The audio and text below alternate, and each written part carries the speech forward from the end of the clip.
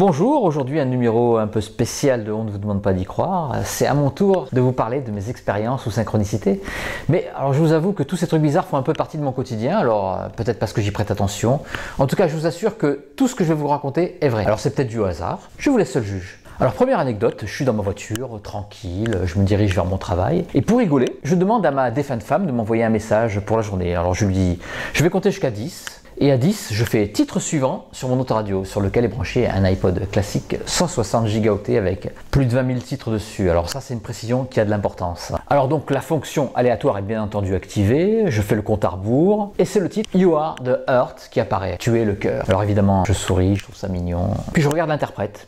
Et c'est le groupe Tokyo Blade, un groupe que j'écoute plus depuis 30 ans. Puis après, je regarde mon t-shirt, et miracle, ou simple hasard, je porte un t-shirt du groupe Tokyo Blade. Alors il faut dire que je suis un fan de musique, j'ai une collection d'à peu près 300 t-shirts de groupes de rock, et de temps en temps, j'en prends un au hasard. Alors hasard ou pas, de toute façon, c'était une drôle de coïncidence. Alors deuxième anecdote, donc je viens de m'acheter un nouveau disque dur sur lequel j'ai transféré toutes mes musiques, et il y en a beaucoup, et je décide de tout importer dans ma bibliothèque iTunes. Donc je sais que ça va prendre toute la nuit, donc je fais travailler mon ordinateur juste avant d'aller me coucher, il est à peu près minuit. Donc je suis dans mon lit, il est à peu près 2 heures, j'arrive pas à dormir, alors je prends ma tablette et je tombe sur un texte qui parle des anges et leur façon de nous indiquer leur présence. Alors je le lis, on me dit par des odeurs, des plumes, des sensations de toucher. Et à la microseconde, alors à la microseconde où je lis par des bruits soudains, il y a la musique qui se met à hurler dans mon salon. Alors je ne vous dis pas la peur, à 2 heures du matin, évidemment j'ai couru tout éteindre. Alors pourquoi le scan de mon disque dur s'est arrêté? Comment la musique a démarré? Et quel timing?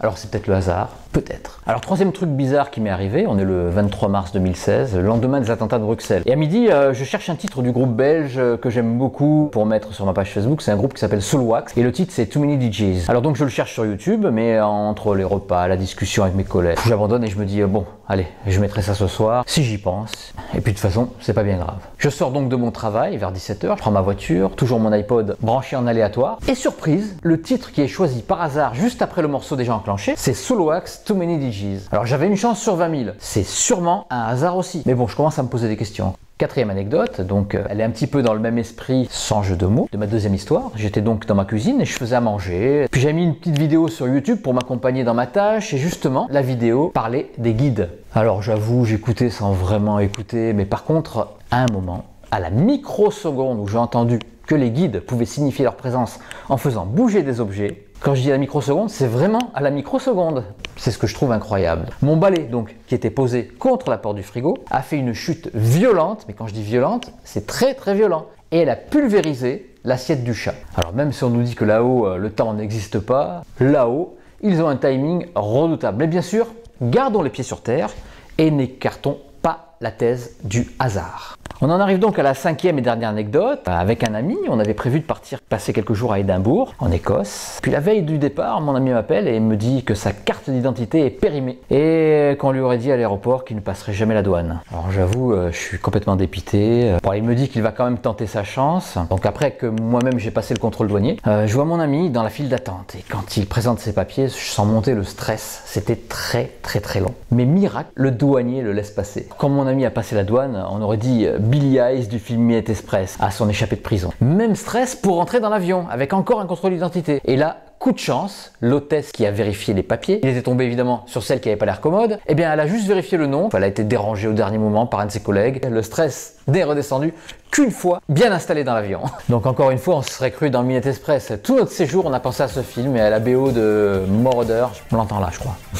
À mon retour, je vais reprendre ma voiture chez mon père. Je l'avais laissé pendant la semaine. Il habite juste à quelques kilomètres de chez moi. Donc je mets le contact et miracle, à la radio, la musique du film Midnight Express. Alors je connaissais même pas la radio sur laquelle passait la musique. C'est peut-être mon père qui avait mis la radio, une radio très bizarre que je ne connaissais absolument pas. Et donc chose encore plus curieuse, alors c'était sûrement une version longue et elle s'est terminée juste au moment où je me suis garé devant chez moi. C'est quand même pas une musique qui passe tous les jours, elle date des années, fin des années 70. On va dire c'est sûrement un hasard, mais en tout cas je n'ai plus jamais réentendu ce titre à la radio. Alors si je vous ai raconté ces anecdotes, ce n'est pas par exhibitionniste du tout ou pour me la péter avec des super pouvoirs. Alors je vous assure, je suis comme vous, hein, j'ai pas de super pouvoirs, je suis pas un X-Men. Alors mais c'est surtout pour dire bravo et merci à toutes celles et ceux qui se prêtent avec moi au jeu de l'interview. Car il faut être courageux pour parler de sujets qui peuvent prêter à la moquerie, surtout quand la personne est connue dans son métier dit sérieux. Alors moi j'ai fait cette chaîne YouTube car c'est grâce à tous ces témoignages qu'on se sent rassuré, guidé. En tout cas c'était et c'est toujours le cas pour moi. Alors mais n'oubliez pas, même si c'est pas toujours facile, on est sur Terre pour apprendre mais aussi s'amuser.